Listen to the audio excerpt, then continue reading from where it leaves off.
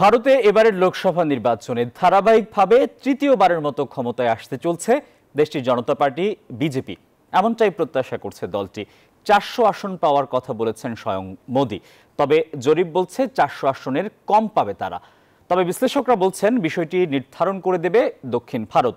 আর এমনটা ঘটলে ভারতের নির্বাচনের অধ্যায়ে নতুন ইতিহাস সৃষ্টি করবেন নরেন্দ্র মোদি। বিজেপি নেতা এবং ভারতের প্রধানমন্ত্রী নরেন্দ্র মোদি আসন্ন লোকসভা নির্বাচনে ৪ শতাধিক আসন পাওয়ার লক্ষ্যের কথা বলছেন। বন্দে ভারত ট্রেনকে নেটওয়ার্ক সে জোড়েঙ্গে। সর্বশেষ নির্বাচনে বিজেপি ৫৪৩ আসনের ৩০৩টি পেয়েছিল। এর অধিকাংশই ভারতের উত্তরের রাজ্যগুলো থেকে এসেছে। এসব রাজ্য বিজেপির শক্ত ঘাঁটি হিসেবেও পরিচিত। আর বিজেপি এবারে নির্বাচনে ৪ শতাধিক আসন পাবে কিনা এখানেই সেটি বড় প্রশ্ন। বিশ্লেষকদের মতে এই বিষয়টি নির্ধারণ করে দিবে দক্ষিণ ভারত। বিজেপি গভর্নমেন্ট বিকাশে কম খরচে ক্যাশ আউটের লিমিট বেড়ে ৫০,০০০, প্রিয় এজেন্টও ২টা।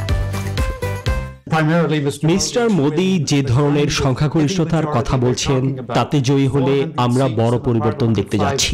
আমরা সাংবিধানিক পরিবর্তন দেখতে পাবো যা ভারতের চেহারাই বদলে দেবে।